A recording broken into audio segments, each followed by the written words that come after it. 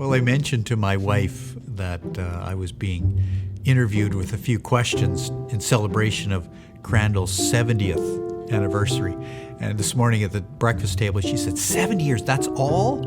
And I said, yeah, it's a young school yet compared to others. And yet 70 years is not, a small amount of time. It's been a significant period of time to be around and influence. I can remember when I first came in contact was in 49. Winston Steves and I were coming home from church, and here was a bucket brigade of students and Dr. Brenton. They had a flood and no hesitation about or complaining about what was going on, but dealing with the problems.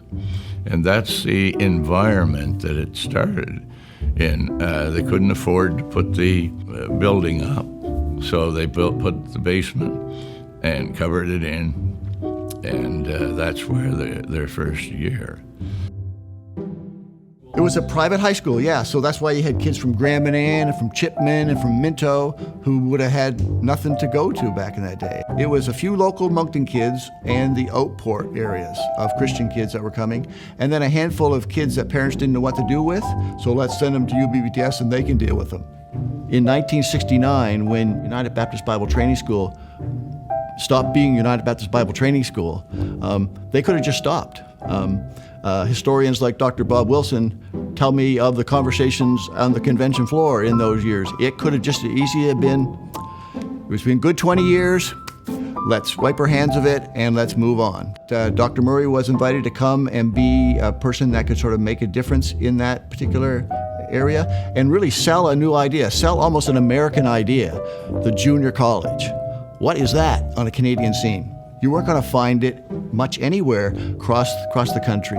And so there's a sense where it was bold and it was daring and it was transitional. That program served us extremely well for 15 years as we got used to the idea of not being a high school and moved into the post-secondary world of being a college/university. It was actually Dr. Sam Michalowski who was instrumental in the original signing of the Atlantic Baptist College Act of 1983, and it wasn't long before we reached the 200-student capacity of the Salisbury Road campus.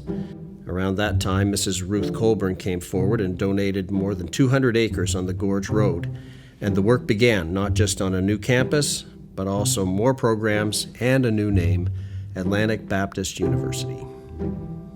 As we moved from Salisbury Road to here, that was the time when a lot of the additional arts, Bachelor of Arts programs were introduced. Sociology, psychology, communication was the one that I was brought in to help lead, plus the science.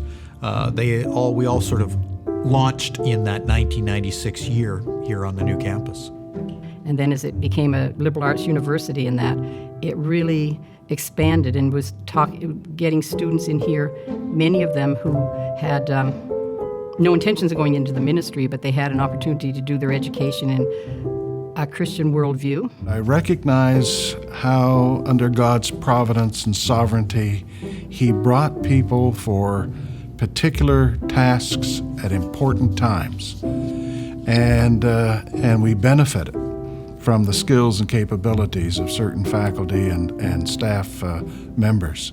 The mission has not really changed. How we've tried to accomplish that mission has had to change, as is definitely the case with any organization that tries to survive and thrive. I think that our legacy is represented in the lives that we've touched, in the lives that we've impacted.